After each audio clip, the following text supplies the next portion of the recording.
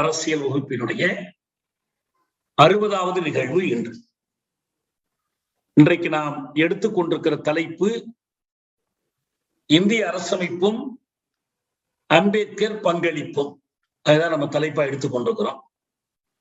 அரசமைப்பையும் அம்பேத்கரையும் தொடர்புபடுத்தி நிறைய பேசப்படுகிறது. நம்ம இந்த வகுப்பில் பல முறை தொடக்கத்திலிருந்து எடுத்து காட்டியிருக்கோம். அந்த பங்களிப்பு என்னவாக இருந்துச்சு, அவருக்கு இருந்த முரண்பாடுகள் என்னவாக இருந்துச்சு என்பதை பற்றியெல்லாம் பேசியிருக்கோம். அண்மையில் கூட டேராடூன் பல்கலைக்கழகத்துல அம்பேத்கர் படிப்பு வட்டத்தில் நான் பேசுறேன். The idea of India, India என்ற கருத்து என்ற அர்த்தத்துல அம்பேத்கர் இந்தியா என்ற கருத்தில் ஈடுபாடு கொண்டிருந்தார். அரசமைப்பை அதன் இப்படிதான் உருவாக்கினார். இந்த கருத்தினுடைய சட்ட உருவகமாகவே இந்த அரசியமைப்பு இருந்துச்சு. ஆனால் அந்த கருத்தின் மீது அவர் நம்பிக்கை இழந்தார் என்பதனுடைய அடையாளம் தான் சில ஆண்டுகளுக்குள்ளேயே அவரே அதற்கு எதிராக வெளிப்படையாக நாடாளுமன்றத்தில் பேசினார் என்பதையெல்லாம் நாம் இங்கே பல முறை எடுத்து காட்டியிருக்கோம். இந்த அரசமைப்பு தோல்வியடைவதற்கான அடிப்படை காரணத்தை 1949 நவம்பர் 25 அரசமைப்பு பேரவை உரையிலேயே அவர் எச்சரிக்கையா கொடுத்திருக்கிறார். ஒரு சமூக குடியாட்சியம் இல்லாத அரசியல் குடியாட்சியம் இது, சமூக ஜனநாயகம் இல்லாத அரசியல் ஜனநாயகம், ஏற்றத்தாழ்வுகளை அடிப்படையாக கொண்டு உருவாக்கப்பட்ட ஒரு அரசமைப்பு. அதனால இதை அடித்து நொறுக்கி விடுவார்கள் ஏற்றத்தாழ்வினால் பாதிப்புற்ற மக்கள் என்றெல்லாம் அவர் எச்சரிக்கிறதெல்லாம் நம்ம பார்த்திருக்கோம். இதுக்கிடையில நாம் இந்த கடந்த 3 வகுப்புகளாக சட்டத்துக்கும் சாதிக்குமான உறவை பற்றி விரிவாக பார்த்தோம். இந்திய அரசமைப்பும் சாதி கட்டமைப்பும் இது ஒரு தலைப்பு. ஒவ்வொரு தலைப்பையும் நான் மீண்டும் ஒரு முறை விரிவா சொன்னா ஒவ்வொன்றுக்கும் 1 மணி நேரம் தேவைப்படும். தொடர்ந்து வர்றவங்களுக்கு அதை ஞாபகம் வச்சுக்குவீங்கன்னு நினைக்கிறேன். ரொம்ப சுருக்கமா சொல்றதா இருந்தா, இந்திய அரசமைப்பு வெளிப்படையாக ஒரு விதி இயற்றி சாதியை ஒழிக்கவில்லை. தீண்டாமையை மட்டும்தான் ஒழித்ததாக சொல்கிறது. ஒழித்ததோ இல்லையோ ஒழித்ததாக சொல்கிறது. அரசமைப்பு சட்டத்தினுடைய 17வது உறுப்பு. சாதி என்பது அதற்கு உரிய பொருளியல் அடித்தளம், அதற்குரிய பண்பாட்டு கட்டுமானம், அரசியல் கட்டுமானம் இத்தனையோடு இணைத்து பார்க்கும் போது சாதி ஒழிப்பது என்பது ஒரு விதி வகுத்ததால் ஒழித்திட முடியாது. அதற்கு எடுக்கப்பட வேண்டிய பல்வேறு செயற்பாடுகள் இருக்கு. ஒரு சுருக்கமான அளவுகோல் எடுத்து பார்த்தோம்னா, இந்திய அரசமைப்பு பேரவையில் இருக்கிற முகப்புரை நீதி, சுதந்திரம், சமத்துவம், சகோதரத்துவம், நீதி, விடுமை, நிகர்மை, உடன் பிறந்தமை, லட்சியங்களை உண்மையாகவே எடுத்துக்கொண்டு அவற்றை நடைமுறைப்படுத்துவதன் மூலமாகத்தான் சாதி ஒழிக்க முடியும். உண்மையில அப்படி எந்த முயற்சியும் நடக்கல. நடக்கிறதுக்கான வழிவகைகளும் சட்டத்திற்குள்ள இல்லை, முகப்புரையோடு நிற்கிது. இந்தியா எப்படிப்பட்ட குடியரசு என்று அறிவிக்கும் போதே சாதி ஒழிந்த குடியரசுன்னு சொல்லல. ஆனால் ஒரு சோசியலிச குடியரசு, சமயச்சார்பற்ற குடியரசு, இறையாண்மையுள்ள குடியரசு, ஜனநாயக குடியரசு, socialist secular sovereign democratic republic என்பது சாதியற்றதானே இருக்க முடியும். நாங்க சோசியலிச நாடுன்னு சொல்லிக்கிட்டு எப்படி சாதியை வச்சு பாதுகாக்க முடியும்? அப்படிலாம் எதுவும் செய்யல. ஆகவே சாதியை பற்றி, சாதி ஒழிப்பை பற்றி பேசாமல் இருப்பதே இந்த அரசமைப்பு சாதியை பாதுகாப்பதுன்னு ஒரு அடையாளம். இந்திய அரசமைப்பு சாதியை பாதுகாக்கிற அரண். காலனி ஆதிக்க காலத்திலிருந்து தொடர்ச்சியா வந்து கொண்டிருக்க சாதியை 2 ஒன்று பார்த்துடுவோங்கிற மாதிரி அது முயற்சி பண்ணல, மல்லு கட்டல. அது மாதிரி எழுத்திலும் இல்லை, நடைமுறையிலும் இல்லை. அதனால்தான் ஆனந்த் டெல்தும்டே இது ஒரு சாதி குடியரசு, ரிபப்ளிக் ஆஃப் காஸ்ட் என்றே வர்ணிக்கிறார். நான் பழைய வகுப்புகள்ல அதை பத்தி விரிவா நான் சொல்லியிருக்கேன். ஆக இந்திய அரசமைப்பு அதை தவிர தந்தை பெரியார் அவர்கள் நவம்பர் 26 அரசமைப்பை அதனுடைய எழுதப்பட்ட குறிப்பிட்ட உறுப்புகள் எழுதப்பட்ட தாள்களுக்கு தீ வைக்கிற போது அவர் எடுத்துக்கொண்ட அந்த குறிப்பிட்ட உறுப்புகள் 13(3), 25, 372 இது போன்ற உறுப்புகள் என்ன சொல்லுது, அது எப்படி சாதி பாதுகாக்குங்கிறத பற்றி நம்ம விரிவா பார்த்தோம். இந்த வகுப்புல, இதுக்கு முந்தின வகுப்புல நம்ம பார்த்தோம். மொத்தத்தில் சொல்ல போனால், ஒரு நாடு சுதந்திரத்திற்காக போராடி, சமூக நீதிக்காக போராடி, ஏற்றத்தாழ்வை போக்குவதற்காக போராடி, ஒரு நிகர்மைக்காக, நீதிக்காக எல்லாம் போராடி உருவாக்கக்கூடிய ஒரு புதிய குடியரசு இந்த கொள்கைகளின் அடிப்படையிலான சட்டங்களை இயற்றுவதற்கு பதிலாக பழைய சட்டங்கள்லாம் செல்லும். அது எழுதப்பட்ட சட்டங்கள் மட்டுமல்ல, வழக்காறுகள், மரபுகள், நம்பிக்கைகள் இதெல்லாம் செல்லும். மத சுதந்திரம் என்பது என்னன்னு சொன்னா, இந்த சாதியத்தை பாதுகாக்கக்கூடிய மத நெறிகள், இதுக்கெல்லாம் பாதுகாப்பு வழங்கக்கூடிய ஒன்று. ரெண்டு கட்டான சில விஷயங்களை எழுதி வச்சிருப்பாங்க. நீதிமன்றத்தில் போய் நீங்க 70 ஆண்டா சண்டை போட்டு இருக்கலாம். தீண்டாமை என்பது தெருவுக்கும் வீட்டுக்கும் டீ கடைக்கும் தானா, கருவறைக்கு கிடையாதான்னு கேட்டா அது கிடையாது. ஏன்னா ஆகம விதிகள் அப்படி பாதுகாக்க, அங்கெல்லாம் அப்படியெல்லாம் போய் எடுத்துட்டு போக முடியாது. இதெல்லாம் போராடி சில உடைப்புகளை ஏற்படுத்தி இருக்கிறார்களே தவிர அடிப்படையில் இதெல்லாம் அப்படியே நீடிக்கிறது. இந்த அரசமைப்பு இயற்றப்படுவதற்கு முன்பு நடைமுறையில் இருந்த சட்டங்கள் செல்லுபடியாகுமா ஆகாதா? ஏன்னா அந்த சட்டங்கள் என்று அவர்கள் சொல்லுகிற போது அதுல மனுஸ்மிருதி அடக்கம், புருஷ சுத்தம் அடக்கம், உபநிடதங்கள் அடக்கம், மன்னர்கள் காலத்தில் இயற்றப்பட்ட விதிகள் நெறிகள் அடக்கம், கிழக்கிந்திய கம்பெனி போட்ட சட்டங்கள், பிரித்தானிய அரசு போட்ட சட்டங்கள், சமஸ்தானாதிபதிகள் போட்ட சட்டங்கள் எல்லாம் அடக்கம். இந்த சட்டங்களை நீக்கிவிட்டு சுதந்திரம், சமத்துவம், சகோதரத்துவம் அளவுகோலை வைத்துக் கொண்டு புதிய சட்டங்களை இயற்றுக்கொண்டு முடிவுக்கு வரல. தண்டனை சட்டம், சிறை சட்டம், சாட்சிய சட்டம், குற்ற நடைமுறை சட்டம் எல்லாமே பழசுதான். அப்ப ஒண்ணு காலனியாதிக்க விழுமியங்களும் குடியரசு, இந்திய குடியரசுடைய விழுமியங்களும் ஒன்று. கொஞ்சம் கொஞ்சம் தான் திருத்தம் பண்ணிக்கலாம். பின்னால சிஆர்பிஸ் எல்லாம் புதுசா போட்டாங்க 73ல. புதுசுன்னு பேரு தான், பழைய சிஆர்பிசிய காப்பி அடிச்சு எழுதி வச்சாங்க. 1-2 மாத்தினாங்க இந்த அனுபவத்தின் அடிப்படையில். அது போல எல்லாம் நம்ம அந்த ஏன் இந்த குறிப்பிட்ட சட்ட உறுப்புகளை பற்றி பார்த்தோம். இன்னும் சொல்ல போனால் ஒரு உதாரணம் கூட நான் சொன்னேன்.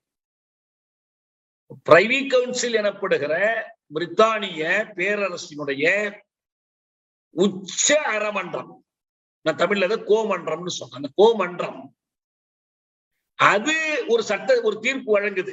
தமிழ்நாட்டில இருந்து போற ஒரு பிரச்சனை, அந்த தீர்ப்பை அது எந்த அடிப்படையில் வழங்குதுன்னா, இந்தியாவில் இந்து மத மரபுகளின் அடிப்படையில் தான் சட்டங்கள் இயங்குகின்றன. எனவே நாங்கள் இதுல தீர்ப்பு வழங்கும் போது இந்து மத சட்டங்களை பார்த்துதான் நாங்க தீர்ப்பு வழங்க முடியும் என்று லண்டன்ல இருக்கிற பிரைவி கவுன்சிலே சொல்லுது. அப்படி இருக்கும்போது பிரைவி கவுன்சிலை நீக்கிட்டாங்க, ரத்து பண்ணிட்டாங்க. அதுக்கு ஒரு தனி சட்டம் போட்டாங்க, அபாலிஷன் ஆஃப் பிரைவி கவுன்சில் ஆக்ட்னு போட்டாங்க. 395ல கூட பழைய சட்டங்களை நீக்குறோம்னா இதையும் சேர்த்து நீக்கிட கூடாதுங்கிறதுக்காக எச்சரிக்கைய. இது அல்லாத மற்ற சட்டங்கள் இதுக்கு, ஆனா நீக்கியதை உறுதிப்படுத்திட்டாங்க. ஆனா நீக்கிய பிறகும் அதன் தீர்ப்புகள் செல்லுபடியாது. அதான் இங்க முக்கியம். அது கொடுக்கிற தீர்ப்புகளை எல்லாம் நீங்க இன்னைக்கும் நீதிமன்றம் எடுத்துக்கொண்டு சட்டமாக கருதணும். சட்டம் என்று பேசுகிற போது 3 வகையான சட்டங்கள் இருக்கு, நம்ம புரிஞ்சுக்கணும். 1 அரசமைப்பு சட்டம், அதுதான் கான்ஸ்டிடியூஷனல் லா, அதுதான் ஃபண்டமெண்டல் லா, பேசிக் லா எல்லாமே. இதுக்கு உட்பட்டதுதான் எல்லாமே, இதற்கு அடங்கியதுதான் எல்லாமே. இன்னொன்னு சட்டமன்றங்கள், நாடாளுமன்றங்கள் இயற்றக்கூடிய சட்டங்கள். அது கிரிமினல் ப்ரொசீஜர் கோடு, இந்தியன் ப்ரொசீஜர் பீனல் கோடு, எவிடன்ஸ் ஆக்ட், இது மாதிரி நிறைய இருக்கு. அதே போல அரசாணைகள், இது எல்லாமே ஸ்டாட்யூட்டரி லான்னு பேர். 3வதாக நீதிமன்றங்கள், உச்ச நீதிமன்றமும் உயர் நீதிமன்றங்கள் வழங்கக்கூடிய தீர்ப்புகள், அவற்றுக்கு they have the force of law. நீங்க நீதிமன்றத்துல வேறு ஒரு வழக்கு நடக்கும் போது பழைய தீர்ப்பை எடுத்து காட்டி நீங்க வாதிடலாம். அதுவும் சட்டத்தினுடைய வலிமை உடையது. இது எல்லாம் சேர்ந்துதான் இருக்கிறதுலயே வலிமையானது கான்ஸ்டிடியூஷனல் லா, அடுத்தபடி ஸ்டாட்யூட்டரி லா, அப்புறம் இந்த நீதிமன்ற தீர்ப்பு சட்டங்கள், கேஸ் லான்னு சொல்லலாம், வழக்கு அடிப்படையில் வரக்கூடிய சட்டம். இது எல்லாமே ஒன்று சேர்த்து பார்த்தீங்கன்னா ஒரு தொகுப்பா நம்ம எடுத்து பார்த்தோம்னா இவை சாதி ஒழிக்கவில்லை என்பது மட்டுமல்ல, சாதியை காப்பாற்றுகிற விதிகள், நெறிகள், மரபுகளை பாதுகாக்கக்கூடிய சட்டங்களாக இருக்கிறது. பெரியார் என்ன சொன்னார்னா, அந்த 10,000 பேர் அதுல கலந்துக்கிட்டு போறாங்க, 3000 பேர் கைதாகும் போது அவங்க ஒரு வாக்குமூலம் கொடுக்குறாங்க. அதுல ஒரு செய்தி என்ன சொல்றாங்கன்னா, இந்த சட்டம் நாங்கள் இயற்றிய சட்டம் அல்ல. ஏன்னா நம்ம இதுக்கு ஏற்கனவே நம்ம பல முறை சொன்னோம். வயது வந்த ஒரு வாக்குரிமை அடிப்படையில மக்கள் ஒரு பேரவையை தேர்ந்தெடுத்து அந்த பேரவை இயற்றிய சட்டம் அல்ல. நீங்க சொல்ல போனா சுதந்திரம் பெறுவதற்கு முன்னால பேரவை கூட்டப்பட்டுடுச்சு, சட்டம் எழுதி முடிக்கத்தான் சுதந்திரம் வந்துடுச்சு இடையில. அப்ப அதுல இருக்கிற உறுப்பினர்கள் 284 உறுப்பினர்கள் இருக்காங்கன்னா அவங்க யாரையும் ஒருத்தர் கூட மக்கள் தேர்ந்தெடுக்கல. நம்ம இப்ப படிச்சோம், சிலையில ஒரு இடதுசாரி வேட்பாளர் தேர்தலில் வெற்றி பெற்றிருக்கிறார். பினோஷே என்கிற அந்த அமெரிக்க ஆதரவு பெற்ற ராணுவ அதிகாரியை வீழ்த்தி விட்டு அந்த மக்கள் போராடி மீண்டும் மீண்டும் இப்ப அந்த நாட்டுக்கான ஒரு புதிய அரசமைப்பை முதல்ல ஏற்றிக்கிறாங்க. மக்கள் வாக்களித்து சிலை நாட்டுக்கு ஒரு புதிய அரசமைப்பு, அது தனி தேர்தல். அதிபரை தேர்ந்தெடுக்கிற தேர்தல் அடுத்த தேர்தல். இப்ப நேபாளத்துல நம்ம காலத்துல பார்த்தோம், மன்னராட்சி வீழ்த்திய பிறகு அவங்க புதிய அரசமைப்புக்காக தேர்தல் நடத்தினாங்க. இந்தியாவில் அப்படிலாம் எதுவுமே நடக்கல, ஒரு சிறுபான்மை கூட்டம் தான். அப்ப இயல்பாவே என்ன நடக்கும், அந்த அரசமைப்பு பேரவையில் நமக்கான சட்டத்தை வரையறுக்கிற அந்த பேரவையில் பெரும்பாலும் பார்ப்பனர்கள், நிலக்கிழார்கள், மன்னர்கள், அயலாட்சியினுடைய பிரதிநிதிகள், அந்நியனுக்கு கையாளா வேலை பார்த்தவங்க, இவங்கதான் உட்கார்ந்துருப்போம். அம்பேத்கர் எப்ப வர்றாருன்னா 47 ஆகஸ்ட் 29 தான் வர்றாரு. அதுவரை இந்த அரசமைப்பு பேரவைக்கும் அரசமைப்பை இயற்றுகிற முயற்சிக்கும் அவருக்கு தொடர்பே இல்லை. 47 ஆகஸ்ட் 29 அதுக்கு முன்னால அவர் சட்ட அமைச்சர் ஆக்குறார் நேரு. காந்தியும் நேருவும் அவருக்கு ஒரு வேண்டுகோள் வைக்கிறாங்க, நீங்க எழுதணும், எங்களுக்கான வரைவு குழுவினுடைய தலைவரா இருக்கணும் என்று வைக்கிறாங்க. ஆனா அவர் வரைவு குழுவுக்கு தலைவராக வருவதற்கு முன்பே அந்த டிராப்ட் ரெடி ஆயிடுச்சு. அதான் அந்த பெனகி நரசிங்க ராவ், BN ராவ் என்ற ஒரு பாப்பா. அம்பேத்கரே கடைசியில அந்த பேரவையில நன்றி சொல்லும்போது சொல்லுவார், எல்லாரும் என்ன பாராட்டுறீங்க, பெரும்பாலும் அவர் தான் எழுதினார். அவர் பல நாடுகளுக்கு போயெல்லாம் எழுதிட்டுலாம் வந்தார். சரி, இதெல்லாம் நம்ம ஒரு நினைவுபடுத்துறதுக்காக மனசுல வச்சுக்கணும். இப்ப அந்த அடிப்படையில் நம்ம போன வகுப்புல என்ன பார்த்தோம்னா, இந்த அரசமைப்பில் இருக்கக்கூடிய இடஒதுக்கீட்டுக்கான உறுப்புகள், சமூக நீதியை நிலைநாட்டுவதற்கு இடஒதுக்கீடு இன்றியமையாததாக கருதப்படுகிறது. இந்த இடஒதுக்கீட்டுக்கு சாதகமாக இருக்கக்கூடிய உறுப்புகள் என்ன, அந்த உறுப்புகளில் செய்யப்பட்டிருக்கிற திருத்தங்களும் மாற்றங்களும் என்ன, இதை போன முறை பார்த்தோம். ரொம்ப குறிப்பாக 14, 15, 16 இந்த 3 உறுப்புகளை பற்றியும் விரிவாக பார்த்தோம். அதோட 17 சேர்த்துக்கணும், அந்த தீண்டாமை ஒழிப்புக்கான விதி. தீண்டாமை எந்த வடிவத்திலும் நடைமுறைப்படுத்தக்கூடாது என்று அரசுக்கு கட்டளை போடுகிற ஒரு வரி அது 17.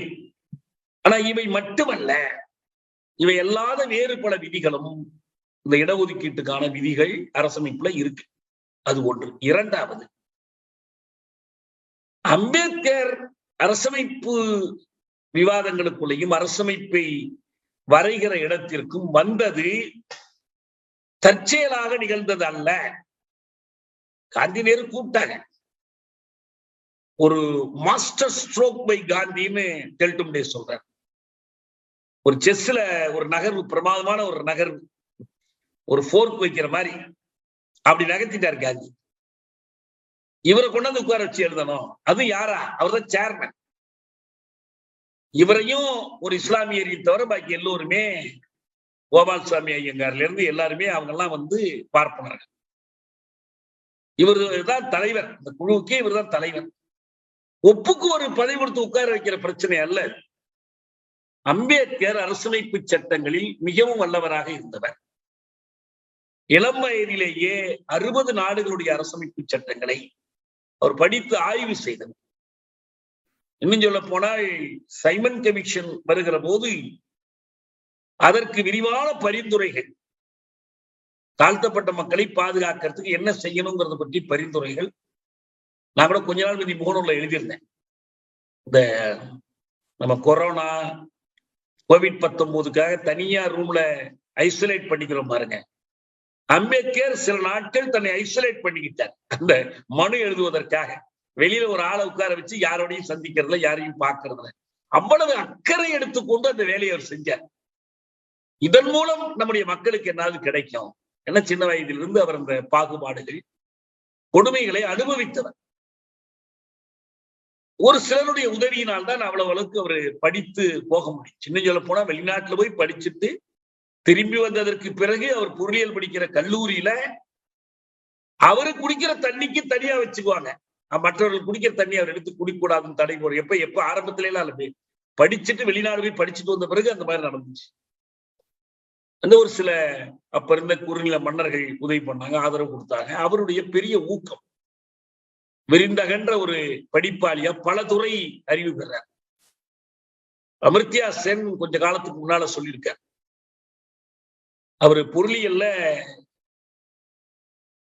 நோபல் பரிசு பெற்றவர். அவர் சொல்றாரு, என் பொருளியலுக்கு தந்தை அம்பேத்கர் என்று சொல்றார். அவருடைய அம்பேத்கருடைய பொருளியல் அறிவு, சட்டத்துறையில அவருக்கு இருந்த வல்லமை, எல்லா துறைகளையும் பல துறைகளையும் படிச்சிருந்தார். இந்த பணம் ரூபாய் பற்றி எல்லாம் அவர் ஒரு புத்தகமே எழுதினார்.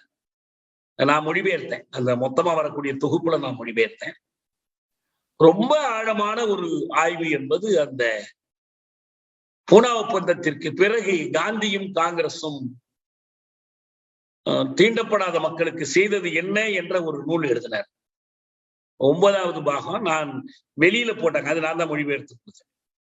அதுல எல்லாம் பாத்தீங்கன்னா மிக விரிவான ஒரு சமூக பகுப்பாய்வு. அந்த இந்து மதம் நாகரிகமா கொடுங்குற்றமா அப்படின்னு ஒரு புத்தகம் எழுதுறாரு. இப்ப இந்த மதத்திற்கும் சாதிக்கும் இருக்கிற தொடர்பு என்ன என்பதையெல்லாம் அவர் நிறுவுறார், தெளிவா நிறைய சொல்லலாம். குறிப்பா சட்டத்துறையில் வல்லவராக இருக்கிறார். இன்னும் சொல்ல போனா 1935ஆம் வருடத்திய அந்த கவர்மெண்ட் ஆஃப் இந்தியா ஆக்ட், அதற்கு பல விதிகள் அம்பேத்கர் தான் எழுதி கொடுக்கிறார். அவருக்கு அதுல என்ன நோக்கம், இந்த ஒவ்வொரு வழியிலும் தாழ்த்தப்பட்ட மக்கள் மீதான இழிவை, பாகுபாட்டை போக்குவதுதான். பிரிட்டிஷ்காரர்கள் புதிய அரசமைப்பு எழுதுவது பற்றி 3 வட்டமேசை மாநாடுகள் நடத்தினாங்க. 3 மாநாட்டுக்குமே அம்பேத்கர் போனார். அம்பேத்கரோட சேர்ந்து அந்த மாநாட்டில் கலந்து கொண்ட இன்னொருத்தர் நம்ம இரட்டைமலை சீனிவாசன். தாழ்த்தப்பட்ட மக்களுக்கான தனி ஒதுக்கீடு, அதுவும் இந்த பதவிகள்ல என்பதை மிக கடுமையாக காந்தியார் எதிர்க்கிறார். இவர் கடுமையா போராடித்தான் இந்த ஒதுக்கீட்டை பெறார் அன்னைக்கு இருந்த பிரித்தானிய அரசிடமிருந்து. அப்புறம் அதை முறியடிப்பதற்கு தான் காந்தி உண்ணாவிரதம் இருந்தார், தனி கதை. ஆனால் அப்படி போகும்போது அவர் சொன்ன ஒரு செய்தி ரொம்ப முக்கியமானது.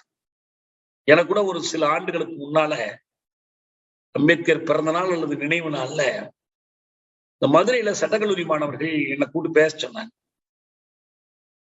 அவங்களே நான் என்ன பேசணும்னு சொன்னாங்க. என்ன சொன்னாங்கன்னா,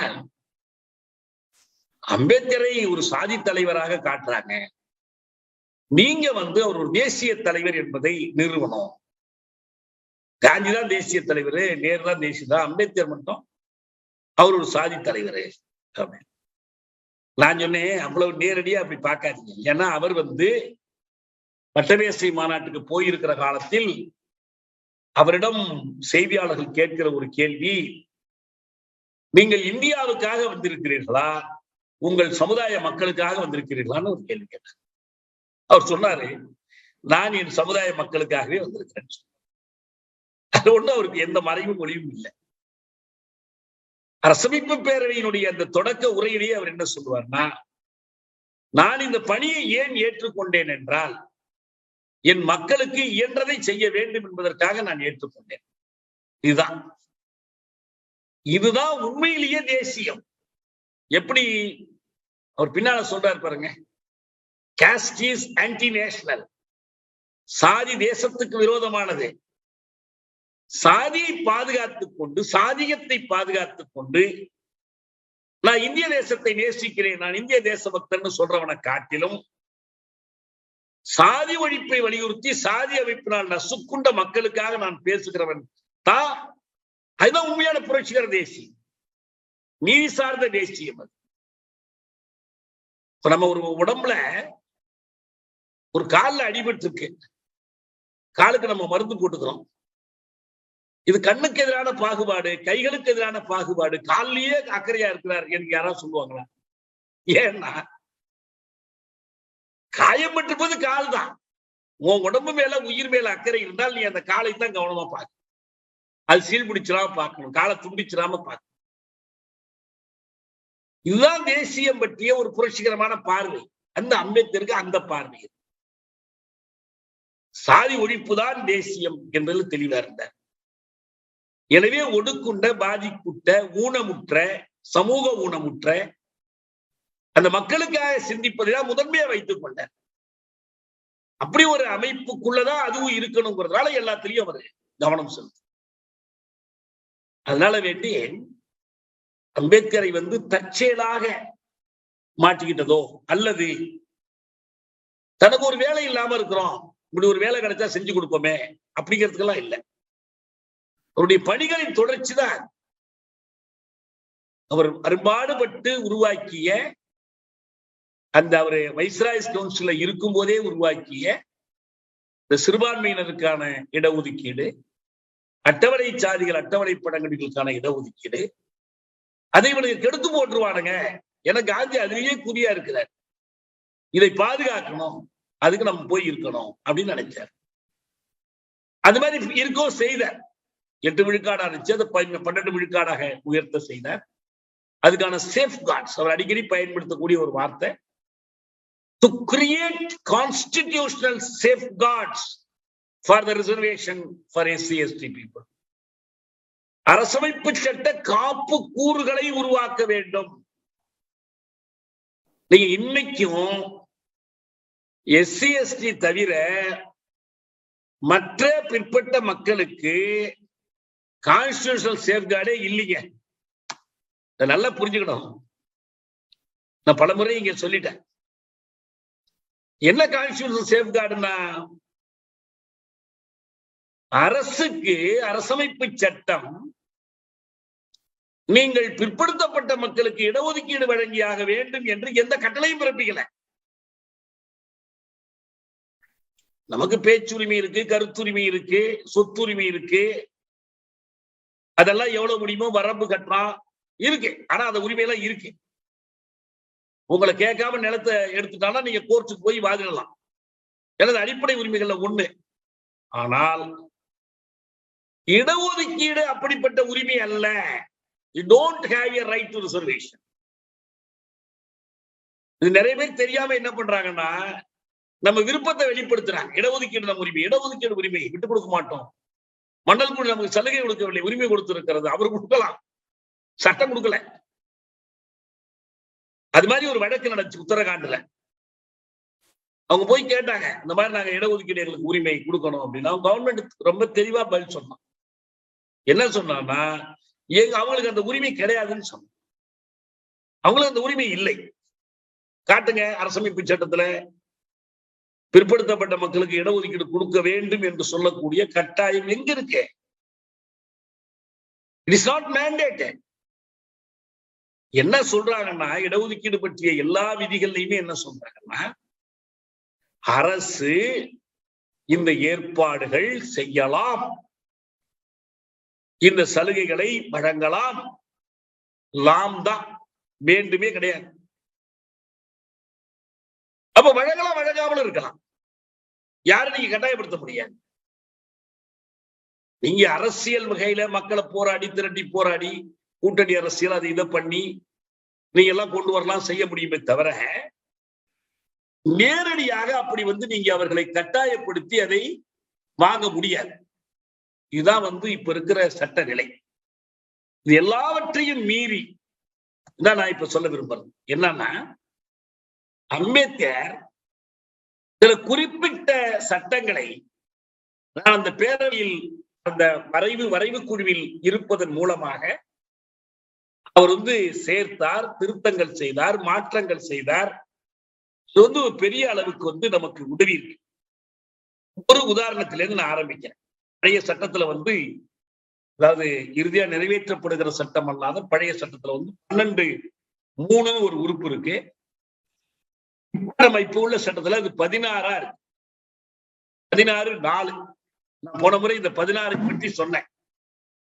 Nothing in this article shall prevent the state from making any provision for the reservation of appointments or posts in favor of any backward class of citizens which in the opinion of the state is not adequately represented in the services of the state. இந்த உறுப்பில் கூறப்பட்டிருக்கிற எதுவும் இந்த 16வது உறுப்புல அவங்க சொல்லியிருக்காங்கல்ல மேல சம வாய்ப்பு, அரசு வேலை வாய்ப்பில் பொது வேலை வாய்ப்பில் சம வாய்ப்பு வழங்க வேண்டும் என்பதுதான் இந்த விதி. அதுல ஒரு 4வது துணை விதி என்ன சொல்லுதுன்னா, எந்த ஒரு குடிமக்கள் பிரிவுக்கும் எனி கிளாஸ் ஆஃப் சிட்டிசன்ஸ் அவர்களுக்கு ஆதரவாக பதவி அமர்த்தம், நியமனம் ஆகியவற்றில் இடஒதுக்கீடு செய்ய விடாமல் அரசை தடுக்காது. இந்த மேல சொன்னது சமத்துவம்னு சொல்லிட்டு அவங்களுக்கு மட்டும் செய்றீங்களே என்று கேட்க முடியாது. யார் அவங்க? அந்த குடிமக்கள் யாரு? which in the opinion of the state is not adequately represented in the services under the state. அரசின் கீழ் இருக்கிற பணிகளில் போதிய பகராண்மை, அதாவது போதிய பிரதிநிதித்துவம் பெறவில்லை என்று யாரை பற்றி கருதுகிறதோ அவர்களுக்கு நீங்க வழங்கலாம். இதான் 16(4). இது ஒரிஜினலா இந்த சட்டம் எப்படி இருந்துச்சுன்னா, in favor of any class of citizens இருந்துச்சு. எந்த குடிமக்களின் எந்த வகுப்புக்கும் என்று இருந்துச்சு. அம்பேத்கர் சொன்னாரு, எனி கிளாஸ் ஆஃப் சிட்டிசன்ஸ் இல்ல, any backward class of citizens. ஒரு உத்தரகாண்ட் அரசோ ஊபி அரசோ பார்ப்பனர்கள் போதிய அளவுக்கு இந்த அரசு பணியில இல்ல என்று சொன்னால் அவங்களுக்கு கொடுத்துடலாம். ஆனா அம்பேத்கர் செஞ்ச திருத்தம் என்னன்னா, எனி கிளாஸ் ஆஃப் சிட்டிசன்ஸ் என்பதை அவர் any backward class of citizens பார்க்கிறார். அப்புறம் பேக்வர்ட் கிளாஸ் யாருன்னு பார்க்கணும், அதை அறிவிக்கணும், முடிவு பண்ணணும். அதுக்கு தனித்தனி விதிகள் இருக்கு. இதெல்லாம் கடந்துதான் வரணும். இன்னைக்கு இந்த எனி பேக்வர்ட் கிளாஸ்ங்கிறதும், அந்த பேக்வர்ட் என்பது socially and educationally backward class, சமூக வகையிலும் கல்வி வகையிலும் பிற்பட்டவர்கள் என்பதும் இதுதான் தடையா இருக்கு அவங்களுக்கு. யாருக்கு? மோடி அரசு. ஏற்கனவே நரசிம்மராவ் மன்னிக்கணும், விபி சிங்குக்கு பிறகு நரசிம்மராவ் வந்த போது அவரு பிராமணர்களுக்கு ஏதாவது செய்யணும் சிபிஎம்ல கேட்டாங்க. பிராமணர்கள்ல ஏழைகள் இருக்காங்க, அவங்களுக்கு நீங்க ஏதாவது செய்யணும்னாங்க. இன்னும் பல உறுப்பினர்கள் அந்த கோரிக்கை வச்சாங்க. மண்டலக்குடி எதிர்த்தவர்கள் வச்சாங்க. அப்ப அவங்க நரசிம்மராவ் ஆட்சியில் என்ன பண்ணாங்கன்னா, அவங்களுக்கு ஒரு 10% அந்த மாதிரி ஏழைகளுக்கு, அவங்க மிகவும் பிற்படுத்தப்பட்டவர்களுக்கு, பொருளியல் பிற்பட்டவர்களை, எக்கனாமிக் பேக்வர்ட்ஸ் அப்படின்னு ஒரு ஆணை போட்டாங்க, ஆணை பிறப்பித்தாங்க. இது இந்த இந்திரா சாணி வழக்குல மண்டல்குடி பரிந்துரைக்கு எதிராக தொடரப்பட்ட வழக்குல இது ஒரு அம்சம், இது ஒரு கூறு. அப்ப உச்ச நீதிமன்றத்தில் என்ன சொன்னாங்கன்னா, இந்திய அரசமைப்பு சட்டத்தில் சோசியலி அண்ட் எஜுகேஷனலி பேக்வேர்டுக்கு மட்டும்தான் கொடுக்க முடியும், எக்கனாமிக்கலி பேக்வேர்டுக்கு கொடுக்க முடியாது. எனவே நரசிம்மராவ் ஆட்சியினுடைய அந்த ஆணை செல்லாதுன்னு சொல்றாங்க. ஆனா அவ்வப்போது இந்த பிரச்சனையை கிளப்பிக்கிட்டே இருக்கிறாங்க மீண்டும் மீண்டும். இப்ப மோடி செய்த தந்திரம் என்னன்னா, பேக்வேர்டு, எக்கனாமிக்கலி பேக்வேர்டுங்கிற வார்த்தையை எடுத்துட்டு எக்கனாமிக்கலி வீக்கர்னு போட்டார். எக்கனாமிக்கலி வீக்கர் செக்ஷன்ஸ் நீதிமன்றத்தில் போய் தப்பிச்சுக்கலாங்கிறதான். ஆனால் அங்கே என்ன சிக்கல் இருக்கு? இந்த 16 துணை விதி 4 படி எக்கனாமிக்கலி வீக்கருக்கு செய்ய முடியாது. நீதிமன்றம் நியாயமாக நடந்து கொள்வதாக இருந்தால் இந்த இடபிள்யூஎஸ் வந்து தொடக்கத்தையே தடை பண்ணிருக்கணும். மண்டல் குழு தடை பண்ணாங்கல்ல இதே நீதிமன்றம். தொடக்கத்திலே இடைக்கால தடை விதிச்சிருக்கணும். ஆனா இன்னும் வச்சுக்கிட்டு இருக்காங்க. அது 69க்கு மேல போகுது, 50க்கு மேல போகுதுங்கிறது மட்டுமல்ல பிரச்சனை. அரசமைப்பு சட்டப்படி இடஒதுக்கீட்டுக்கு தகுதி பெறாத ஒரு பிரிவினருக்கு அது இடஒதுக்கீடு வழங்கு. அவங்களுக்கு அப்புறம் பொது போட்டியிலும் அவங்க வருவாங்க. அப்புறம் இடபிள்யூஎஸ்லயும் 10 விழுக்காடு வந்துருவாங்க. இது எதுக்கு? நான் முன்பே சொன்ன மாதிரி கான்ஸ்டிடியூஷனல் மேண்டேட் இல்ல இடஒதுக்கீடுங்கிறதுனால இடஒதுக்கீட்டை ஒழித்து கட்டி விடுவதற்கு ஒரு சரியான வழி என்னன்னா இடஒதுக்கீட்டுக்கு தகுதி இல்லாத ஒரு பிரிவினருக்கு இடஒதுக்கீடு. அதுக்கப்புறம் இடஒதுக்கீட்டினுடைய அடிப்படை கோட்பாடு இருக்குல்ல, வரலாற்று வழியில் 1100 ஆண்டுகளாக சமூக வழியில் கல்வியில் பிற்பட்ட மக்கள் என்ற கருத்து, அந்த கருத்தை அடிபட்டு போயிடும். ஆனா இன்றைக்கும் அதற்கு தடையாக இருப்பது அம்பேத்கர் சேர்த்த அந்த ஒரு வார்த்தை, எனி கிளாஸ் ஆஃப் சிட்டிசன்ஸ். அவர் எப்படி மாத்தினாரு? Any backward class of citizens மாத்தினார். ஏன்னா பெரும்பாலும் அந்த பேரு அந்த வரைவு குழுல இருந்தவர்கள்ல மிச்ச பேர் பெரும்பாலும் சோம்பேறிகளா போயிட்டான். அந்த முதல்ல எழுதி கொடுத்தோடு சரி, அவங்கவுங்களுக்கு உரிய பிரிவை மட்டும் பண்ணான். ஆனா அம்பேத்கர் ராப்பகலா உழைத்தார். ஒவ்வொரு உறுப்பா எடுத்து என்னென்னலாம் மாற்ற முடியும், எப்படி செய்ய முடியும் என்ற ஒரு பெரிய முயற்சி எடுத்துக்கொண்டார். அதனால வந்த விதிகள் தான் இப்ப அதுக்கும் தடையா இருக்கு. இன்னொரு பக்கம் இந்த தனியா ஒரு சாதிக்கு மட்டும் இடஒதுக்கீடு கேட்டு வன்னியர்கள் போராடினாங்க பாருங்க, செல்லாதுன்னு சொல்லி உயர் நீதிமன்றம் தீர்ப்பு எழுதி. நான் இந்த முறை புலித்தேச இதழ் உங்களுக்கு எல்லாம் அனுப்பியிருக்கோம், மெயில் ஐடி கொடுத்தவங்களுக்கு அனுப்பியிருக்கேன். அதை ஒரு கட்டுரை எழுதியிருக்கேன், தலைப்பா எழுதியிருக்கேன், சாதி அரசியலுக்கு எதிராக ஒரு நல்ல வாய்ப்பு இந்த தீர்ப்புன்னு சொல்லி. அவங்களுக்கும் இதேதான் தடையா வருது. எஸ்சி எஸ்டியை பொறுத்த வரைக்கும் தனியா அதுக்கு சொல்லவே வேண்டாம், அவங்களுக்கு உண்டு எப்பயுமே. ஆனா any backward class of citizens என்பதை இதுல சேர்த்ததுனாலதான் அவங்களால அந்த சோசியலி எக்கனாமி அண்ட் எஜுகேஷனலி பேக்வர்டுங்கிறத தாண்டி ஒரு சாதிக்கு மட்டும் கேஸ்டுக்கு தான் கொடுக்க முடியும், கேஸ்ட் கொடுக்க முடியாது என்று கொண்டு வர முடியல. அதுக்கப்புறம் நமக்கு நல்லா தெரிஞ்ச ஒரு செய்தி என்னன்னா, நிறைய விதிகளை பற்றி நம்ம பேசலாம். இடங்கள் ஒதுக்கீடு பற்றிய 243, 330 அது வந்து மக்களவையில் அட்டவணை சாதிகள் அட்டவணை பழங்குடிகளுக்கு இடஒதுக்கீடு வழங்குவதற்கான ஒரு பிரிவு. அதே போல 332 பேரவைகள்ல சட்டப்பேரவைகளை வழங்குறது. அதோட சேர்த்து நான் என்ன சொல்ல விரும்புறேன்னா, மிக முக்கியமான ஒன்று அது 335. அது வந்து பணிகளில் பதவிகள்ல அவங்களுடைய கோரிக்கைகளை அட்டவணை சாதிகள் அட்டவணை பழங்குடிகளுக்கு செய்யணுங்கிறது. ஒரு முக்கியமான செய்தி, வியப்புக்குரிய ஒரு செய்தி என்னன்னா,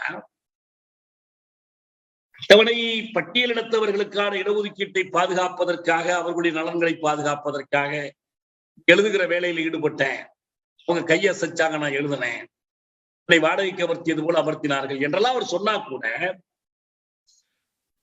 கடைசியா அவர் பதவி விலகுவதற்கு காரணமாக இருந்தது எதுன்னா ஏழைய பிற்படுத்தப்பட்டோருக்கான இடஒதுக்கீடு தான். ஒரு காரணம் உங்களுக்கு தெரியும், பெண்களுக்கான சொத்துரிமையை வலியுறுத்தக்கூடிய இந்து சட்ட தொகுப்பை அவர் கொண்டு வர விரும்பினார், கொண்டு வர முடியல. ராஜேந்திர பிரசாத் எதிர்த்தார், நேரு ஆதரிப்பது போல ஆதரித்து கடைசியில காலவாரிட்டார். அப்புறம் தான் அவர் விலகு வந்தார். அதுல ஒரு முக்கியமான காரணமா அவர் எடுத்துக்கொண்டது, இந்த அரசமைப்பு சட்டத்தில் நான் முன்பே சொன்ன மாதிரி எஸ்சி எஸ்டி மக்களுக்கான இந்த ஒதுக்கீடுகளுக்கு மட்டும்தான் சட்ட பாதுகாப்பு இருக்கு, ஆனா பிற்படுத்தப்பட்டவர்களுக்கு இல்ல. எஸ்சி எஸ்டி மக்களுடைய நிலைமைகளோட ஒப்பிடும் போது பிற்பட்டவர்கள் நிலைமை வேற. குறைஞ்சது அவங்க ஒரு சாதி இந்துக்கள்ங்கிற வரையறைக்குள்ள வந்துடுறாங்க. உடைமையிலையும் அவங்களுக்கும் இவங்களுக்கும் வேறுபாடு, சின்ன வேறுபாடாது இருக்கு. அடியோடு இவங்க வேற, அவங்க ரெண்டு எல்லாம் ஒன்னாதான் இருக்காங்கன்னு சொல்ல முடியாது. ஆனா இவங்களும் சமூகத்தில் ஒடுக்கப்பட்ட மக்கள் தான். எனவே அவர்களுக்கான ஒரு இடஒதுக்கீட்டுக்கு இந்த இதுல வந்து வழிவகை செய்யப்படல. ஆனா என்ன பண்ணாங்கன்னா, ஒரு பெரிய முயற்சி எடுத்து பிற்படுத்தப்பட்டவர்கள் என்ன நிலையில இருக்கிறாங்க, இதை வந்து நம்ம ஆராயணும், ஆராய்ந்து அதுக்கு தேவையான நடவடிக்கைகளை ஒன்றிய அரசும் மாநில அரசும் எடுக்கணும் என்பதற்காகவே சட்டத்தில் ஒரு உறுப்பு சேர்த்தாங்க. அம்பேத்கருடைய முயற்சி. அதுதான் 340. 340 என்ன சொன்னாங்கன்னா, பிற்பட்ட வகுப்புகளுடைய நிலைமையை ஆய்வு செய்வதற்கான ஒரு ஆணையத்தை அமர்த்த வேண்டும். அது குடியரசுத் தலைவர் அந்த ஆணையத்தை அமர்த்துவாரு. அதுல எதுவும் சிரமங்கள் இருந்துச்சுன்னா அந்த சிரமங்களை களைந்து கொடுக்கணும் மாநில மத்திய அரசுகள். அவர்கள் ஒரு ஆய்வு செய்து உண்மைகளை ஒரு அறிக்கையாக மாற்றி கொடுக்கணும் அப்படின்னு சொன்னாங்க. ஆனால் இந்த சமூக வழியில் கல்வி வழியில் பிற்பட்ட வகுப்புகள் என்ற ஒரு வரையறை செய்வதற்கான தரவுகளை திரட்டுவதற்கு ஒரு ஆணையமும் அமைக்கப்பட்டது. ஜவஹர்லால் நேரு அமைக்கல, யாரும் அமைக்கல. ஆனா அம்பேத்கர் விடாமல் அவர் அந்த சட்ட அமைச்சரா இருக்கும்போது இந்த கோரிக்கை வைத்தார். கடைசி வரை அவங்க செய்யவே இல்லை. அப்புறம்தான் என்ன பண்ணாரு, அதையே காரணமாக பதவி விலகிட்டார். எஸ்சி எஸ்டி மக்களுக்கானது அல்ல, ஏற்கனவே இருக்கு, அதை ஒருத்தர் அசைக்க முடியாது.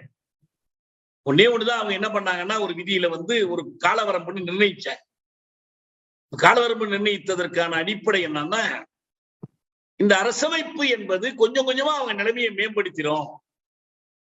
ஏன்னா அம்பேத்கர் முதல்ல எப்படி பார்த்தாருன்னா, இந்த இடஒதுக்கீடு என்பது நிகர்மையிலிருந்து தரப்படுகிற விதிவிலக்குன்னு கருதினார். an exception to equality. எல்லாம் சமம்னு சொல்லிட்டீங்க, அவனுக்கு மட்டும் 2 மார்க்கு குறைச்சலா இருந்தாலும் வேலைக்கு எடுத்துக்க சொல்றீங்க, அவனுக்கு இத்தனை விழுக்காடு பாதுகாப்பு கொடுக்க சொல்றீங்க, அப்ப சமத்துவம் இல்லையே அப்படின்னு சொல்லும் போது, இல்ல இது ஒரு விதிவிலக்கு, காலங்காலமா இருக்கிற ஒரு அநீதியை போக்குவதற்கான விதிவிலக்கு, அதனால ஒரு 15 வருடம் இருக்கட்டும், அதுக்கப்புறம் வேணா அதை மீண்டும் பரிசீலனை, சில இதுல 10 வருஷம் இருக்கு அப்படின்னா. என்ன நிரூபணம் ஆனிச்சுன்னா, உண்மையில் இந்த அரசமைப்பின் கீழ் அப்படிப்பட்ட பெரிய மாற்றங்கள் எதுவும் வரவில்லை. வரவில்லைங்கிறதுனால என்னாச்சுன்னா, இதை ரொம்ப முக்கியமா பார்க்கணும். Reservation as an exception to equality இல்ல, reservation as a component of equality. சமத்துவத்தின் ஒரு கூறே இடஒதுக்கீடா இருக்கணும். இடஒதுக்கீடு இல்லை என்றால் சமத்துவமே இல்லை. ஒரு பசியோடு இருக்கிறவனுக்கு உணவு கொடுப்பது, அவன் பசி ஆற்றுவதற்கு கொடுப்பதும், ருசிக்காக சாப்பிடுகிறவனுக்கு உணவு கொடுப்பதும் சமத்துவமா இருக்க முடியாது. சமமா கொடுத்தீங்கன்னா அது சமத்துவமே அல்ல. அது நிகர்மையின்மையை, சமத்துவமின்மையை திணிப்பது அது. எனவே இங்க என்ன கேள்வின்னா, சமத்துவத்திற்கு, உண்மையான சமத்துவத்திற்கு, உண்மையான சமூக சமத்துவத்திற்கு, ரியல் சோஷியல் ஈக்குவாலிட்டி வேணும்னாலே we need reservation. Reservation as a component of equality. அப்படி இல்லாததுனாலதான் அவங்க என்ன பண்ணாங்க, காலம்னு வச்சாங்க. இப்ப என்ன உடனே சொல்றோம், அத்தனை வருஷம் ஆயிடுச்சு, இத்தனை வருஷம் ஆயிடுச்சு.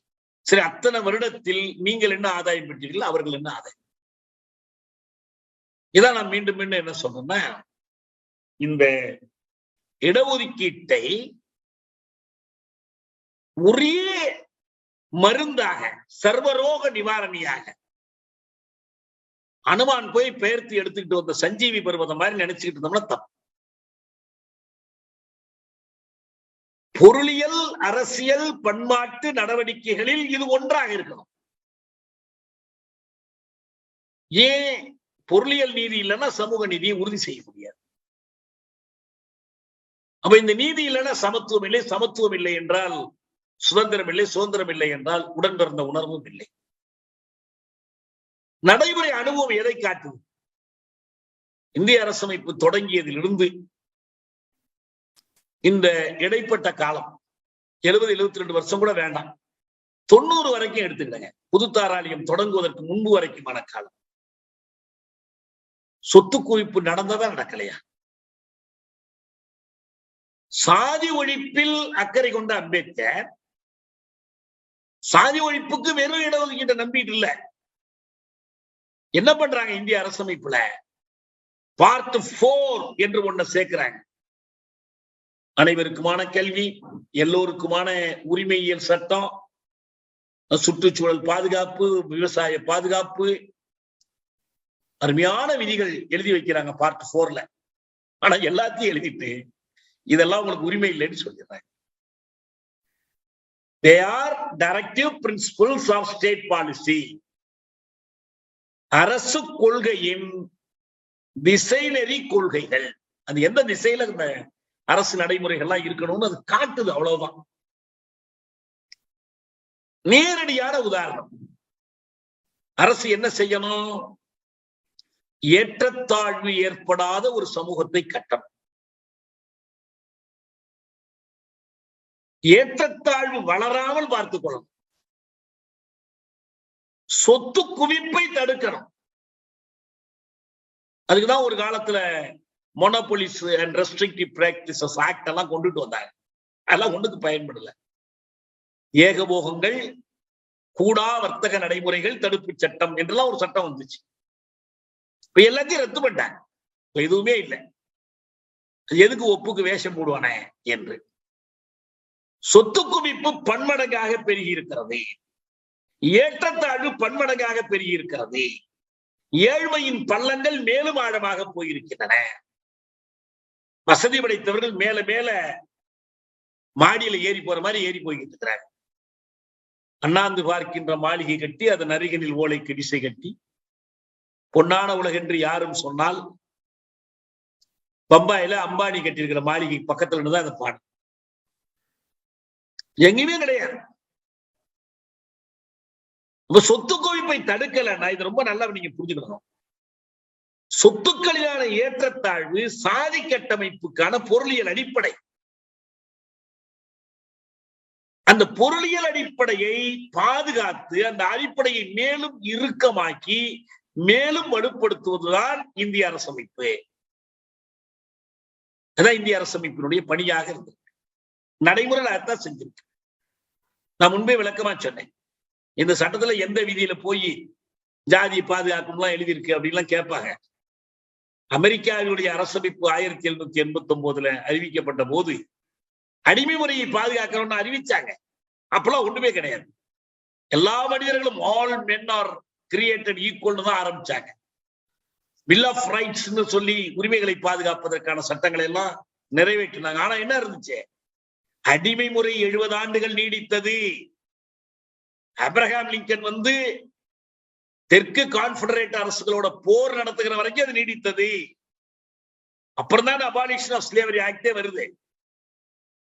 அதுக்கப்புறம் பாகுபாடு இருக்குது, மற்றதெல்லாம் இருக்கு. ஆனா அடிமை முறை சாட்டல் ஸ்லேவரி கால்நடைகளை போய் விற்பது வாங்குவதுங்கிற அந்த அடிமை முறையை ஒழிச்சுட்டாங்க. அமெரிக்க அரசமைப்பு ஒழிக்கல. அவ்வளவு பெரிய அரசமைப்பு, குடியரசு அரசமைப்பு, பெரிய போராட்டம் நடத்தி அவங்க நாட்டை பிடிச்சாங்க. அவ்வளவு பெரிய விவாதங்கள் பண்ணாங்க. ஆனா நடக்கல. ஆனால் எழுதி வச்சிருக்கணும்னு அவசியம் இல்லை. இதன் செயல்பாடு, இந்த அரசமைப்பு செயல்படுதுன்னா, இந்த சீதை அசோகவனத்திலேருந்து வந்த உடனே ராவணனை பத்தி அதிசயித்து படங்கள் வரைந்து போட்டாலாம். அந்த நேரம் ராமன் வந்துட்டானேன்னு படத்தெல்லாம் கீழே எடுத்து போட்டாலாம். அவன் அரக்கனாச்சே, அந்த படத்துக்கு உயிர் வந்து அது ஆரம்பிச்சான். அது போல இந்த அரசமைப்பு தாளுக்கு ஏதாவது உயிர் இருக்கா? அது ஆடுமா? அதெல்லாம் இல்லை. அரசமைப்பு என்பது ஒரு புறஞ்சார்ந்த சமூக பொருளியல் அமைப்பினுடைய ஆவண வடிவம், அவ்வளவுதான். அந்த அமைப்பின் ஆளும் வர்க்கங்களுக்கு சேவை செய்கிறது. அந்த அமைப்பு உருவாவதற்கு முன்பு நடந்திருக்கிற போராட்டங்களை அது வரலாறாக பதிவு செய்கிறது. சமூகத்தில் அப்படி போராடி இந்த அரசமைப்பை உருவாக்கி இருக்கிற பல்வேறு சக்திகளுக்கும் இடையில் அது பகிர்ந்து கொடுக்கிறது. ஆனா அந்த பகிர்வு சமத்துவமான பகிர்வு அல்ல.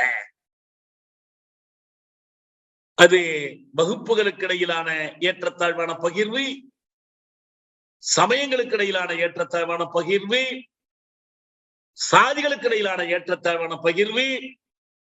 அம்பேத்கர் சொல்லாட்டி நம்ம சொல்லக்கூடியது மொழி வழி தேசிய இனங்களுக்கு இடையிலான சமத்துவம் இல்லாத பகிர்வு. இத்தனை மொழி பேசுகிற நாட்டுல இந்திதான் ஆட்சி மொழின்னு சொல்றானே, அது ஒரு மொழி ஒடுக்குமுறை இல்லையா? தேசிய இன ஒடுக்குமுறை இல்லையா? ஒரு ஐன்மியனுடைய மொழியை இந்த இந்திய அரசமைப்பையே 2 மொழியில எழுதினாங்க, ஆங்கிலத்திலையும் இந்தியிலையும். இப்ப நம்ம படிச்சுட்டு இருக்கிறதெல்லாம் அச்சுல வந்தது கொண்டது, டைப் செட் பண்ணதெல்லாம். அவங்க டைப் செட் எல்லாம் பண்ணல. ரொம்ப அழகா ஓவிய எழுத்துக்களை எழுதி இப்பயும் ஒரு ஹீலியம் குடுவைக்குள்ள அதை போட்டு வச்சிருக்கிறாங்க பத்திரமா. இந்தியாவையும் அப்படி ஏதாவது ஒரு ஹீலியம் குடுவைக்குள்ள போட்டாதான் அது நிம்மதியா இருக்கும். அது பாட்டுக்கு கிடக்கட்டும். இந்த தாளை போட்டு வைக்கிறதுனால இந்தியா போட்டு வச்சது ஆயிடாது, போட்டு வச்சிருக்கிறாங்க.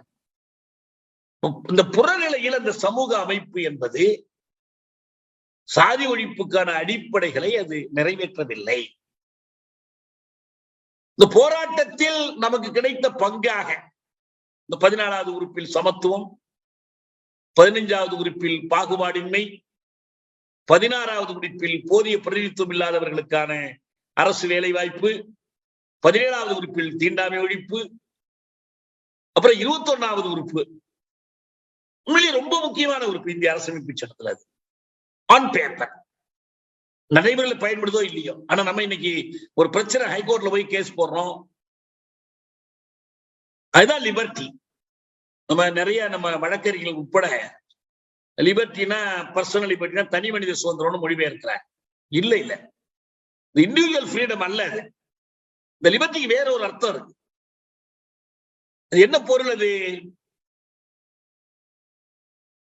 ஒரு மனிதன் சுதந்திரமான மனிதன். நான் தமிழ்ல சொல்றது விடுமை பெற்ற மனிதன், விடுபட்ட மனிதன். Is a free man, not a slave. the free man என்பதற்கு என்ன அடையாளம் என்றால்,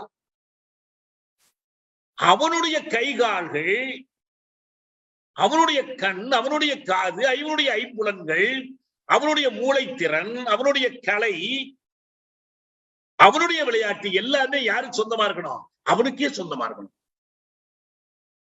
அது யாருக்கு இல்லையோ அவனுக்கு பேர் தான் அடிமை. அடிமையாக இருக்கக்கூடாது என்றால் அந்த அடிமை இல்லாத அந்த நிலை, விடுமை நிலைக்கு பேர் தான் லிபர்ட்டி. பிரான்ஸ்ல இந்த முழக்கம் எழுப்பப்பட்ட போது அது இன்னொரு நாட்டுக்கு அடிமையா இருந்துச்சு. ஏதோ பேச்சு சுதந்திரம், எழுத்து சுதந்திரத்துக்காக அந்த முழக்கம் வச்சாங்க. இல்ல, யாரும் யாருக்கு அடிமை இல்லை. அத கொஞ்சம் தெளிவா சொல்றதுக்காக என்ன சொன்னாங்கன்னா பர்சனல் லிபர்ட்டின்னு சொன்னாங்க. இந்த பர்சனல்னா பர்சனல் செக்ரட்டரி மாதிரி நினைச்சுக்கிறாங்க. இல்ல, அந்த பர்சனல் இல்ல. அது பிரைவேட்டா சொல்லலாம், பர்சனல் சொல்லலாம், இண்டிவிஜுவல் பிலாங்கிங்ஸ், பர்சனல் பிலாங்கிங்ஸ் எல்லாம் சொல்லலாம். இல்ல, அதல்ல இது. இந்த பர்சன் என்பது யாருன்னா, ஒரு மனிதன் சட்ட உரிமைகள் படைத்தவனாக இருந்தால் அவனுக்கு பர்சன். தமிழ்ல ரொம்ப அழகான தமிழ் சொல் இருக்கு, ஆள் என்று. இப்ப கூட நம்ம நண்பர்கள் சில பேர் நபர் நபர்லாம் சொல்லாதீங்க, அருவருப்பா இருக்கு. யாரு நபர் வந்திருக்கு? ஆள். ஊர்ல நம்ம நாட்டாம உட்கார்ந்து பேசுவார், பஞ்சாயத்து பண்ணுவார். யாரோ ஒருத்தர் ஏந்திரிச்சு நின்னு, ஐயா நான் ஒண்ணு சொல்லணுங்க அப்படின்னா அவர் என்ன சொல்லுவாரு? ஏய், இவன்லாம் ஒரு ஆளு பேச வந்துட்டான் பாரு. இப்ப ஆள்னா பேசலாம், ஆள் இல்லைன்னா பேசலாம். He is a person. இந்த ஆளுக்கு ஆளாக இருப்பதால் அவருடைய ஆற்றல், திறமை எல்லாமே அவருக்கு சொந்தமா இருக்கு. அதை விற்கலாம், வைக்காம இருக்கலாம், அதை பயன்படுத்தலாம். அவர் விரும்பினா எந்த மொழியில பாட்டு பாடலாம், இசையமைக்கலாம், எல்லாம் பண்ணலாம்.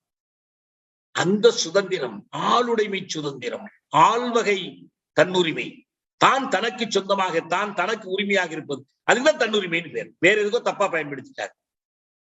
இந்த பர்சனல் லிபர்ட்டினா ஆள்வகை தன்னுரிமை. இதை நீட்டினீங்கன்னா நேஷனல் லிபர்ட்டினா தேசிய தன்னுரிமை. இதெல்லாம் நீட்டுறது. ஆனா ஒரிஜினல் சென்ஸ் இதான். இந்திய அரசமைப்பு சட்டத்துல அந்த 21வது உறுப்பு இருப்பது எதை காட்டுகிறது என்றால், அதுவரைக்கும் பர்சனல் லிபர்ட்டி இல்லாத மனிதர்கள் இங்க இருந்தாங்க. ஜாதியினாலேயோ, ஏழ்மையினாலேயோ, பாலினத்தில பெண்கள்னாலேயோ ஏதோ ஒரு காரணத்துக்கு இருந்தாங்க. அவங்க எல்லாம் இப்ப விடுபட்டுட்டாங்க. They have earned their liberty. ஏழை என்றும் அடிமையில் என்றும் எவனும் இல்லை நாட்டிலே. மாதர் தம்மை அடிமை செய்யும் மடமையை கொளுத்துவோம். இங்கு தீயர் பறையர் எல்லாருக்கும் விடுதலை. ஜாதியில உரிமை, ஜாதி ஒடுக்கின உரிமை எடுத்தாச்சு, மீட்டாச்சு. ஆண் பெண் ஆதிக்கத்தினால வரக்கூடிய அடிமைத்தனம் இதெல்லாம் எடுத்துட்டா அதுக்கு பேரு பர்சனல் லிபர்ட்டி. அவர் அடிக்கலாமா, உதைக்கலாமா, செய்யக்கூடாது. அப்படி உதைக்கணும்னு அவசியம் வந்து அதுக்கு ஒரு சட்டம் வேணும். நீங்க அவர் தூக்குல கூட போடலாம்.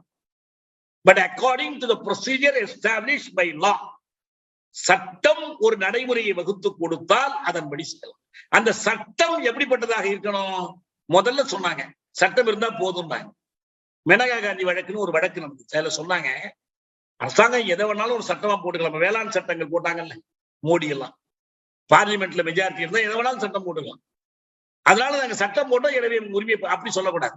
அந்த சட்டம் உண்மையிலேயே சட்டமாக இருக்கணும். அது சட்டத்துக்கு புறமான சட்டமாக இருக்கக்கூடாது. அது சமத்துவத்தையும் நேர்மையையும் நீதியையும் பாதுகாக்கிற சட்டமா இருக்கணும். Just equitable and fair. இதை நிறைவேற்றினா அது நல்ல சட்டம், இல்லைன்னா இட் இஸ் ஆர்பிட்ரரி, இது தற்போக்கான சட்டம். அது மாதிரி நிறைய தீர்ப்புகள்லாம் வந்திருக்கு. இதை வச்சுதான் நம்ம நிறைய வழக்குகள்ல போய் நம்ம பாதிரும். Article 21, article 21. ஆனால் எனக்கு ரொம்ப ஆச்சரியமான ஒரு செய்தி என்னன்னா, அம்பேத்கர் இந்த ஆர்டிகல் 21 காட்டிலும் 21 காட்டிலும் அதிகமான அழுத்தம் எதற்கு கொடுத்தாருன்னா ஆர்டிகல் 32 கொடுத்தார். 32வது உறுப்புக்கு தான் அவர் மிகுந்த முக்கியத்துவம் கொடுத்தார். அது ஒரு பெரிய ஒரு நீண்ட கால கண்ணோட்டத்தில் அவருக்கு இருந்த அந்த பார்வையை அது வெளிப்படுத்துகிறார். ஏன்னா நான் முதல்ல வந்து ராஜீவ் வழக்குல தண்டனை குறைப்பு வழங்கும் போது நீதிபதி சதாசிவம் கோட் பண்ணியிருந்தார், அம்பேத்கரை கோட் பண்ணார். Article 32 is the soul of this constitution சொன்னார் அம்பேத்கர். இந்த அரசமைப்பு சட்டத்தின் ஆன்மா எது என்றால் அது இந்த 32 தான், 21 கூட இல்லை. 19 அடிப்படை உரிமைகளை பத்தி பேசுது, 16, 15, 14 சமத்துவம் கிடைக்கட்டும், இடஒதுக்கீடு கிடைக்கட்டும், இந்த சுதந்திரம் இருக்கட்டும். அதெல்லாம் விட முக்கியம் எதுன்னா 32. இதுக்கு ஒரு ஆழமான காரணம் இருக்கு. நான் இப்ப கூட நினைக்கிறது, இந்த கைதி விடுதலைக்கெல்லாம் வழக்கு போறவங்க யாருமே 32 பயன்படுத்தி கேட்க மாட்டேங்கிறாங்க. உயர் நீதிமன்றத்திற்கு 226, உச்ச நீதிமன்றத்திற்கு 32 அதிகாரம் கொடுக்குது. உரிமை மறுக்கப்பட்டவர்களுக்கு உரிமை மீட்டு கொடுக்கறதுக்கான அதிகாரத்தை கொடுக்குது. அதான் அவங்க பயன்படுத்தணும். ஏன் அதுக்கு அம்பேத்கர் முக்கியத்துவம் கொடுத்தாரு? ஏன்னா நாடாளுமன்றம் நான் முன்பே சொன்ன மாதிரி இடஒதுக்கீட்டை பல விஷயங்கள்ல அவங்க சட்டம் போடலாம், வழங்கலாம், வழங்காம போகலாம். இது வெறும் பொலிட்டிக்கல் டிசிஷன் ஆயிடுது. நான் சொன்னேன்ல, நம்ம அந்த உத்தரகாண்ட்ல வந்து அந்த அரசாங்கம் நாங்க எதுக்கே இடஒதுக்கீடு வழங்கணும் அப்படியெல்லாம் சட்டத்துல இல்லையே நான் பாருங்க. அப்போ ஒரு ஆட்சி எந்த கட்சி கையில இருக்குதுங்கிறத பொறுத்து இந்த உரிமைகள் மதிக்கப்படுவதும் மதிக்காமல் போவதும் இருக்கிறது. எனவே இந்த மக்கள் என்னதான் போராடினாலும் அதுக்கு நம்ம சட்ட ரீதியா ஒரு வழி சொல்லணும். அதுதான் அம்பேத்கர் என்ன பண்ணாருன்னா, சட்டமன்றத்துல ஏற்றுக்கிறாங்களோ இல்லையோ, அரசியல் தலைமை ஏற்றுக்குதோ இல்லையோ, நீதிமன்றம் இந்த உரிமையை பாதுகாக்கும். இந்த 32வது உறுப்பின்படி பாதுகாக்கணும். உயர் நீதிமன்றம் 226வது உறுப்பின்படி பாதுகாக்கணும். அதனால என்ன பண்ணாருன்னா, இந்த ஜுடிஷியல் ரெமடி, நீதித்துறை வழங்கக்கூடிய மாற்று தீர்வைத்தான் இந்த அரசமைப்பிலேயே மிக முக்கியமானதாக கருதினார். அது அம்பேத்கருடைய ஒரு முக்கியமான சாதனை. அவர் வந்து ஒரு லிபரல் டெமோக்ராட்டா இருந்தாரு. அந்த ஜனநாயகமற்ற கருத்துக்களை எல்லாம் அவரு ரொம்ப வலியுறுத்தினாரு. வயது வந்து ஒரு வாக்குரிமை வலியுறுத்தினாரு. எல்லாம் சரி. ஆனா எல்லாத்த விட அவர் இருந்து மக்களுக்கு தீர்வு கிடைக்கக்கூடிய அந்த அதிகாரம் நீதிமன்றங்களுக்கு இருப்பதை இந்த அரசமைப்புக்கே ஆண்மானார். நிறைய விஷயங்கள் நடக்குது, நடக்காமலும் போகுது, அது தனி செய்தி. ஏன்னா நீதிமன்றங்களா இருக்கணும், அவை மனித உரிமைகளை பாதுகாக்கக்கூடியவா இருக்கணும், அவங்களுக்குன்னு சமூக பார்வைகள் இருக்கு, அவங்களுடைய சமூக பின்னணி எல்லாம் இருக்கு. ஆனா இதையெல்லாம் தாண்டி அதை அவர் வலியுறுத்தார். ஏன்னா இதையும் தாண்டி அவரால் என்ன செய்யணும்? இந்த அடுத்த கேள்வி. இப்ப இந்த 32 இருக்கு, 226 இருக்கு. இப்ப மண்டல் குழுவை பாதுகாக்கிறதுக்கான அந்த 14, 15, 16 எல்லாம் பயன்படுத்தப்பட்டுச்சு. இப்ப இந்த 9வது அட்டவணையில கொண்டுட்டு போய் 69 விழுக்காட்டை பாதுகாப்பா வைக்க முடிஞ்சு. இது எதுவுமே பயன்படாத போது. ஏன் பயன்படாது? விதிகள் எழுத்துக்கள்ல சர்க்கரை என்று எழுதி பார்த்தால் இனிக்காது. ஒரு அட்டையை வைத்துக் கொண்டு இதான் துப்பாக்கியில யாரையும் சுட முடியாது. கடைசி கட்டமாக என்ன தேவைப்படுகிறது என்றால் மக்களுடைய செயல், துடிப்புமிக்க செயல். அந்த துடிப்புமிக்க செயல்தான் நமக்கான ஃபைனல் ரெஃப்யூஜ், இறுதி புகலிடம். அது என்ன செயலாகவும் இருக்கட்டும், எது இல்லாமலும் இருக்கட்டும். ஏன்னா அரசமைப்பு பேரவையில போய் உட்கார்ந்து அவர் ஒரு வரைவை திருத்தி எழுதுவதும், பேரவைக்குள் நடைபெறக்கூடிய விவாதங்களில் எல்லாம் அவர் வாதிடுவதும், திறமையான வாதங்கள் எல்லாம் வாதிடுவதும், அதுல பலவற்றில் அரசை பாதுகாக்கிறார், சிலவற்றில் நீங்க எல்லாம் நம்பணும் மாற்றிக்கலாம் அப்படிங்கிறாரு. கடைசியில் தான் நமக்கு தெரியும் அந்த பழைய செய்தி. அது அவரே நம்பிக்கை இழந்து போயிடுறாரு. சரி, அது இருக்கட்டும். ஆனால் இதுக்கு முன்னால் அம்பேத்கர் என்ன பண்ணிட்டு இருந்தார்? வைஸ்ராய் கவுன்சில் இருந்தாரு, 35 சட்டத்தை எழுதுறதுக்கு உதவி பண்ணார், எல்லாம் சரி. அதுக்கும் முன்னால சைமன் கமிஷன் 19 இருந்து அவருடைய இது ஆரம்பிக்குது. அவரை பொறுத்த வரைக்கும் அவர் மக்கள் போராட்டங்களில், இயக்கங்களில் நம்பிக்கை வைத்தவர். நீதிமன்றங்கள்ல போய் தீர்த்துக்கலாம், சட்டத்துல டிங்கரிங் பண்ணி ஏதாவது பண்ணிக்கலாம் என்று நம்பல அவரு. அதனாலதான் மகத்குல போராட்டத்தை நடத்த முடிஞ்சு, கோயில் நுழைவு போராட்டங்களை நடத்த முடிஞ்சு, சாதிகளின் இருப்புக்கு அடிப்படையாக இருக்கிற மனுஸ்மிருதியை அம்பலப்படுத்தி பேச முடிஞ்சு, இந்து மதத்தினுடைய உண்மையான சாரம் என்ன என்பதை வெளிப்படுத்த முடிஞ்சு. அவ்வளவு எழுதியிருக்காரு, அவ்வளவு பேசியிருக்காரு. அதில் அவர் காட்டிய ஒரு வழியைத்தான் நான் இன்னைக்கு கடைசியா உங்களுக்கு அதை புரிய வைக்கணும்னு நினைக்கிறேன். நேரம் இல்லைன்னா இன்னொரு நாள் கூட எடுத்துக்கலாம். அவர் என்ன செஞ்சாரு? 42 நினைக்கிறேன், அதாவது பூனாவுக்கெல்லாம் பிறகு அனைத்து இந்திய all India depressed classes federation, இப்ப எல்லாம் சில பேர் ஷெட்யூல்டுனே எழுதுறாங்க, சரி இருக்கட்டும், தாழ்த்தப்பட்ட வகுப்புகள் சம்மேளனம் கூட்டமைப்பு, அதனுடைய மாநாட்டில் அவர் பேசுறார். தனஞ்சயகியனுடைய புத்தகத்தில் அந்த பேச்சு இருக்குது. நம்ம ஐயா முகிலன் தான் தமிழ்ல மொழிபெயர்த்தார். தேதி உட்பட, எந்த இடங்கிறது உட்பட எல்லாமே இருக்கு. ஏன்னா ஒரு நீண்ட கால ஒரு சர்ச்சை இன்னைக்கு வரைக்கும் நடக்குது. நான் இன்னைக்குதான் படிச்சேன், அமெரிக்காவில அம்பேத்கர் படிப்பு வட்டத்துல மாணவர்கள் அதுக்குள்ள கேள்வி கேட்டுக்கிறாங்க. இப்ப அண்மையில வேற ஒரு பொது நிகழ்ச்சியில தமிழ்நாட்டுல முக்கியமான ஒருத்தர் பேசுறார். அம்பேத்கர் என்ன சொன்னார்? கல்வி கொடு, அப்புறம் ஒன்றுபடு, புரட்சி செய்யணும்னு சொன்னார். எப்படிங்க ஒன்றுபடா புரட்சி செய்ய முடியுமா? அதனாலதான் அவர் அப்படி சொன்னார் அப்படின்னு ஒருத்தர் பேசுறார்.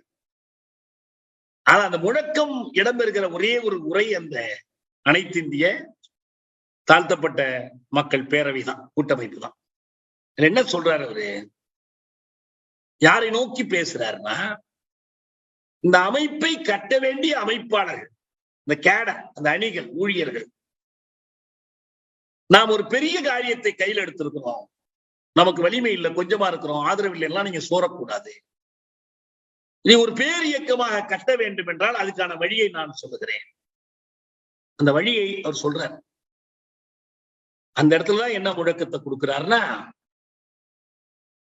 Educate, agitate and organise. இதான் அவர் கொடுக்கிற வார்த்தை. யுனைட் கிடையாது, வரிசையும் முக்கியம். Educate, agitate and organise.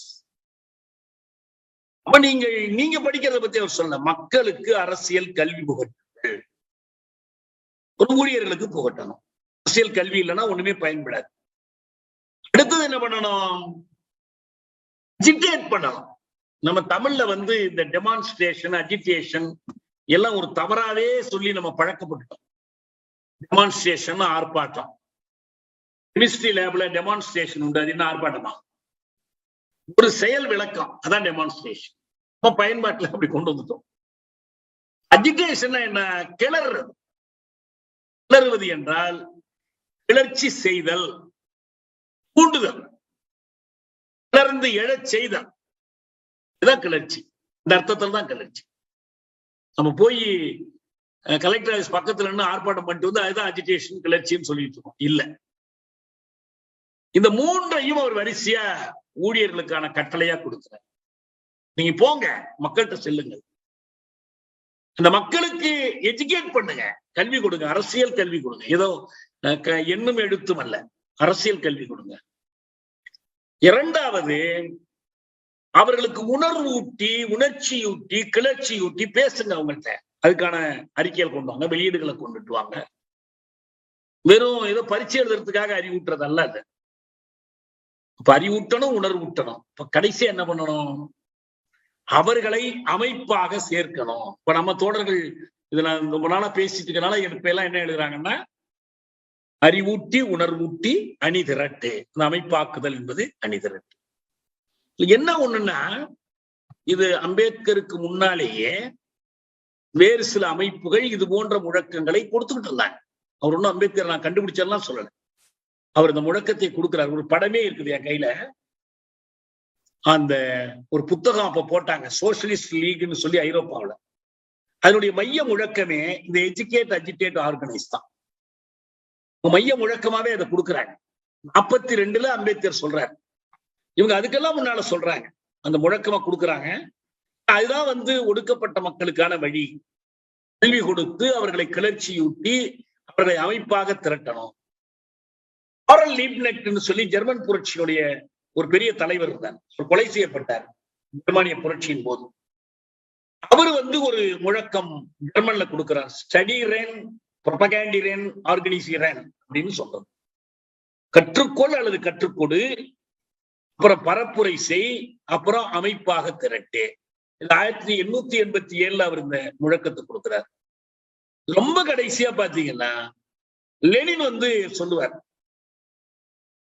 propagate, agitate and organize.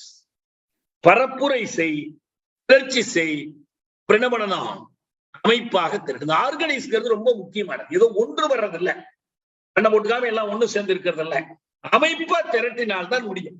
Lenin சொல்லுவார், உழைக்கும் மக்களிடம் ஒரே ஒரு ஆயுதம் தான் இருக்கிறது, அதுதான் ஆர்கனைசேஷன், ஒழுங்கமைப்பு என்கிற அந்த ஒரே ஒரு கருவிதான் இருக்கிறது. உலகெங்கும் முற்போக்கான சோசியலிஸ்ட் இயக்கங்கள் முழக்கத்தை கொடுக்குறாங்க. அம்பேத்கர் இங்க கொடுக்கல. ஏன்னா எதுல முக்கியமானதுன்னா, அவர் யாரை நம்புகிறார்னா, மக்கள் தான் தங்கள் விடுதலையை வென்றெடுக்க வேண்டும், அதற்காக நம்புறார். கொஞ்சம் இந்த அமெரிக்க மாணவர்கள் இடையிலான விவாதத்துல எனக்கு இன்னொன்னு தெரிஞ்சு, என்ன தெரிஞ்சுன்னா, அம்பேத்கருக்கு பௌத்தத்திலிருந்தே இது வருது. பௌத்தத்துல அவங்க ஒரு முழக்கம் வச்சிருக்கிறாங்க. ஒண்ணு என்ன? பௌத்தம்.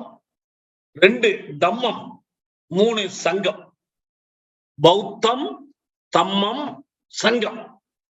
இது வேறு அமைப்புகள் கூட இருக்கலாம். இப்ப நம்ம சங்கம் என்பது இப்ப நம்ம பார்த்தோம், நம்ம சமணர்கள் மதுரையில திறமையில சங்கம் உருவாக்குறாங்க. அந்த இவங்களை எல்லாம் கொண்டு தீவிரமா அதை கடைபிடிக்கக்கூடிய துறவிகளை எல்லாம் சேர்த்து ஒரு ஒண்ணா வச்சிருந்தா அதுக்கு ஒரு சங்கம்னு பேர். பௌத்த சங்கம் இன்னைக்கும் நிறைய நாடுகள்ல இயங்குது. அவங்க ரொம்ப ஒரு அமைப்பா வச்சிருக்காங்க. அப்ப இந்த பௌத்தம் என்பது பிலாசபி, தம்மம் என்பது ஐடியாலஜி, அவங்களுடைய கருத்தியல், அவங்களுடைய உணர்ச்சிகள், அவங்களுடைய போராட்ட முழக்கங்கள், இது தம்மம். 3வது சங்கம். இது நம்ம அமெரிக்க மாணவர்கள் இப்படி எழுதியிருக்கிறாங்க. அதனால வேண்டி இப்ப அரசமைப்பு பேரவையில் பணியாற்றியதன் மூலம், இந்த அரசமைப்பை இயற்றுவதில் தன் பங்கை செலுத்தியதன் மூலம், ஒரு வரலாற்றில், இந்த போராட்ட வரலாற்றில் தனக்கு கிடைத்த வாய்ப்பை பயன்படுத்தி கொண்டு இயன்றதை செய்தார். அவர் வேலை செய்யாமலே இருந்தாலும் ஒரு அரசமைப்பு வந்திருக்க, அது இவர் இல்லாம இன்னொருத்தர் எழுதியிருக்க போறார். நேரு எழுதியிருக்கலாம். ஏற்கனவே அவங்க 28லயே மோதிலால் தலைமையில ஒரு குழு போட்டலாம் எழுதிட்டாங்க. இப்ப இதுவே இவர் வரத்துக்கு முன்னே எழுதி வச்சிருந்தாங்க, அப்புறம் தான் மாற்றங்கள் பண்றாங்க. ஆனால் இவர் செய்திருக்கிற அந்த பணிகள், அந்த போராட்டத்தை தொடர்வதற்கு நமக்கு உதவியா இருக்கு. நான் இன்னொரு விதமா சொல்றேன், ஒரு பட்டியல் இருக்கிற உழவனுக்கு அவன் வயிறு நிறைவதற்கான சோறு போடுவதற்கு பதிலாக அவன் தொடர்ந்து உழவு செய்வதற்கான விதையை கொடுக்கணும். அம்பேத்கர் தன்னுடைய போராட்டங்களின் மூலம், எழுத்துக்களின் மூலம், இன்னும் இந்த அரசமைப்பு பேரவையில் ஆற்றிய பணியின் மூலமும் கூட நாம் தொடர்ந்து போராடுவதற்கான விதைகளை நமக்கு கொடுத்திருக்கிறார். அதுதான் உண்மை. இதனுடைய பொருள், அவருக்கு இருக்கக்கூடிய மற்ற வகையான முக்கியத்துவங்கள் மற்றதெல்லாம் ஒழிச்சு விட்டு, அவர் அரசமைப்பின் சிற்பி, ஆர்கிடெக்ட் ஆஃப் த கான்ஸ்டிடியூஷன், தேசத்துக்கு காந்தி தந்தை, அரசமைப்பு சட்டத்துக்கு அம்பேத்கர் தந்தை, இதெல்லாம் நோக்கம், இதெல்லாம் தேவைப்படாது. அது அவருக்கோ நமக்கோ ஒரு பயனும் இல்லை.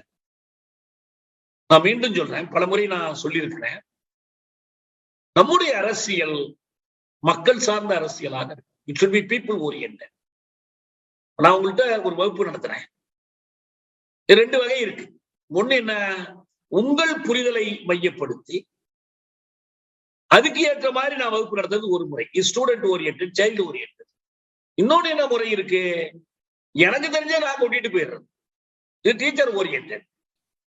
உண்மையில என்ன செய்ய வேண்டி இருக்கு, உங்களுக்கு ஏற்பவும் நான் சொல்லணும், எனக்கு தெரிந்ததையும் உங்களுக்கு ஏற்ப சொல்லணும். ஏதோ ஒண்ணுமே சொல்லாம நம்ம கொஞ்ச நேரம் அரட்டை அடிச்சுட்டு போறதுக்கு அல்ல. அது போல நம்முடைய அரசியல் என்பது அம்பேத்கர் ஓரியன்டாக இருப்பதற்கு பதிலாக அந்த எஜுகேட், அஜிடேட் அண்ட் ஆர்கனைஸ் என்ற அந்த முழக்கம் சார்ந்ததாக இருக்கணும். இதான் நான் வலியுறுத்துற செய்தி. இப்படி இருந்தா மட்டும்தான் நம்மால் ஒரு திறந்த மனத்தோடு, புறஞ்சார் கண்ணோட்டத்தோடு எதையுமே நம்ம அணுக முடியும்.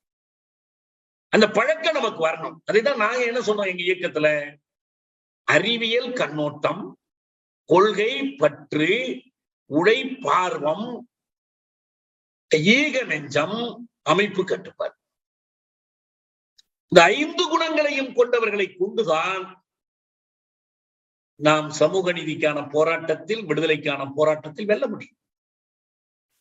யாரு படத்தை சட்டப்பேரை வச்சிருந்தவங்களால அது வெல்ல முடியும், யாரு பேட்ச சட்டையில குத்திக்கிறவங்களால வெல்ல முடியும், ஒண்ணும் முடியாது. அது ஒரு பயனும் இல்லை. அதனால ஜெய போறதுனால ஒண்ணும் பண்ண முடியாது. இதுதான் நம்ம அந்த அரசமைப்பில் அம்பேத்கருடைய பங்களிப்பு என்பதிலிருந்து நாம் தெரிந்து கொள்ளக்கூடிய செய்தி. நான் இதோடு இந்த தலைப்பை நான் நிறைவு செய்யறேன். நான் எடுத்த குறிப்புகள் மிக நிறைய இருக்கு, எனக்கு நேரம் இல்லை. நான் வெவ்வேறு சந்தர்ப்பங்கள்ல நம்ம அதை பத்தி பேசுவோம். பல்வேறு தீர்ப்புகள் அதை பற்றி எல்லாம் கூட எடுத்திருக்கிறேன். சரி, நம்ம அடுத்தடுத்த வாய்ப்புகள்ல நம்ம பேசிக்கலாம். இன்னைக்கு இதோட நாம நிறைவு செய்யறோம்.